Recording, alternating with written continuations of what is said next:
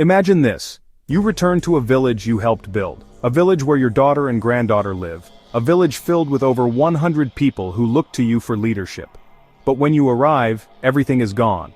The houses are empty, the fort is crumbling, and the only clue to their fate is a single haunting word carved into wood: Croatoan. This isn't fiction. This is the true story of the Lost Colony of Roanoke, America's oldest unsolved mystery. It all began in the late 1500s, when England was desperate to compete with Spain's success in the New World. Gold, land, and power were waiting across the Atlantic, or so they believed. In 1587, a group of 115 English settlers, led by Governor John White, set sail to establish a permanent colony in North America. Unlike earlier expeditions, this group included women and children. They weren't adventurers, they were families, determined to build new lives. Among them was John White's daughter, Eleanor Dare, and her husband. Just weeks after landing on Roanoke Island, Eleanor gave birth to a baby girl, Virginia Dare, the first English child born in the Americas. It was a moment of hope, a symbol that the colony could thrive, but that hope would not last. Life on Roanoke was far from easy. Food supplies ran low, the soil wasn't as fertile as expected, and the settlers lacked experience in farming local crops. Even worse, relations with nearby native tribes grew tense. Earlier English explorers had clashed with the tribes, and the newcomers inherited that hostility. While the Croatoan tribe remained friendly, others viewed the colonists with suspicion. Governor White realized that without outside help, the colony wouldn't survive.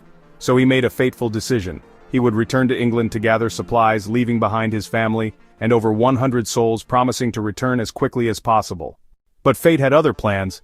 As White sailed back to England, his timing could not have been worse. The year was 1588, and England faced the looming threat of the Spanish Armada. Every ship, including the ones White needed, was seized for war. Months turned into years. White begged for passage back, but 3 long years passed before he was able to return. In 1590, his ship finally reached Roanoke. The governor's heart must have raced with anticipation. He would see his daughter again, hold his granddaughter, and reunite with the colonists. But what he found instead would haunt him forever. The colony was empty, the houses had been dismantled, the fort had fallen apart, and there was no sign of struggle, no burned buildings, no blood, no bodies. It was as if 115 people had simply walked away. The only clue, carved into a post, was the word Croatoan. On a nearby tree, just 3 letters, CRO. White had left instructions before departing in 1587. If the colonists ever had to move, they should carve a message to indicate where. If danger was involved, they should carve a cross. There was no cross, no sign of distress, just Croatoan. White took this as a hopeful sign.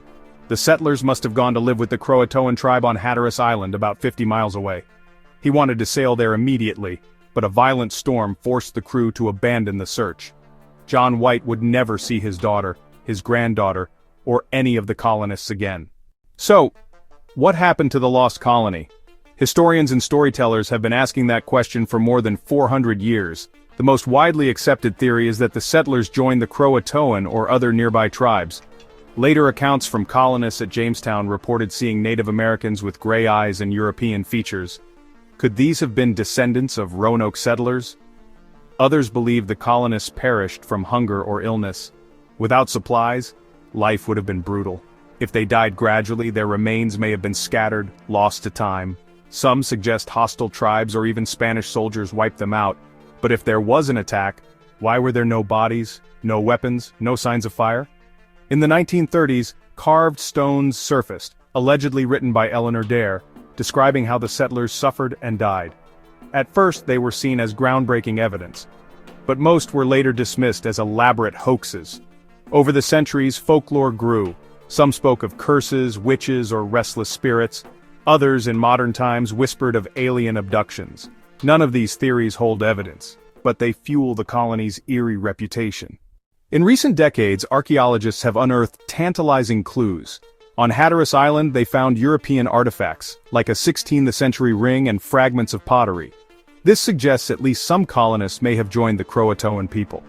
At another location inland, known as Site X, they uncovered more English pottery. Perhaps the colonists split into groups, each trying to survive in different places.